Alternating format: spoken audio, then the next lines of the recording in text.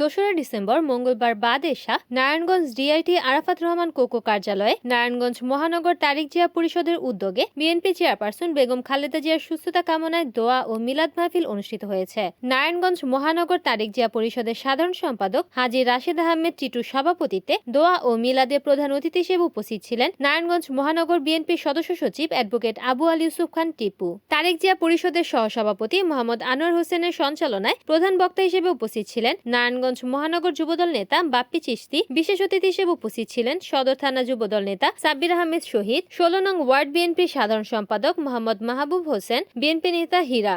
আরও উপস্থিত ছিলেন নারায়ণগঞ্জ মহানগর তারিক জিয়া পরিষদের যুগ্ম সম্পাদক ফয়সাল আহমেদ হৃদয়, সহযুগ্ম সম্পাদক পায়েল হোসেন আকাশ, সহ সাংগঠনিক সম্পাদক মুখলিসুর রহমান, তারিক জিয়া পরিষদের সহসভাপতি মোহাম্মদ মোশাররফ সহ নারায়ণগঞ্জ মহানগর তারিক জিয়া পরিষদের নেতৃবৃন্দ উপস্থিত ছিলেন।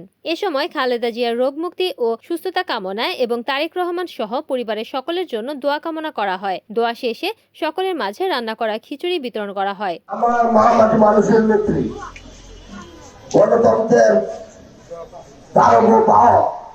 গণতন্ত্রকে যিনি প্রতিষ্ঠা করেছেন, যিনি গৃহবন্দী থেকে 1984 সালে রাজপথে সুরাচাঁদ এরশাদ সরকারের বিরুদ্ধে তার অন্যায়ের বিরুদ্ধে রাজপথে নেমে এসেছিলেন। সুরাচারের কাছে অপশক্তির কাছে মাথা নত করেনি।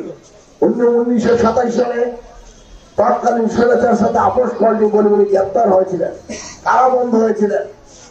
উনি 1984 থেকে 1990 পর্যন্ত দীর্ঘ 10 বছরে এই সুরাচারের সরকার বিরুদ্ধে আন্দোলন করতে গিয়ে উনি আবশ্যিক নেত্রী হিসাবে বিশ্বের কাছে পরিচিত হয়েছেন।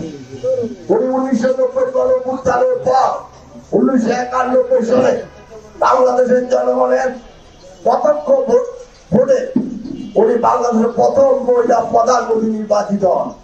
উনি 3বার বাংলাদেশের প্রধানমন্ত্রী হয়েছেন, বিরোধী নেত্রী হয়েছেন। উনি বৃদ্ধ বয়সে স্বৈরাচার ফ্যাসিস্ট খুনি হাসিনার কাছে আত্মসমর্পণ করেনি বলে 2016 থেকে তাকে দীর্ঘ 9 বছর অন্যায়ভাবে একটি অহেতুক মামলায়, ষড়যন্ত্র মিথ্যা মামলায় জেল খাটতে হয়েছে। উনি রাজনীতি করতে এসে ওনার পাত্র ঘনিষ্ঠ ছেলে আফাত রহমানকে হারাতে হয়েছে। উনি যতবারে অপশক্তি তাকে আক্রমণ করেছে, চাপ সৃষ্টি হয়েছে দেশের বাইরে যাওয়ার জন্য, উনি তখনই বলেছেন বাংলাদেশের বাইরে আমার কোনো ঠিকানা নেই, বাংলাদেশ এবং বাংলাদেশের জনগণে আমার ঠিকানা। রিপোর্ট করেছেন মেহেদী হাসান প্রান্ত, NN টিভি, নারায়ণগঞ্জ।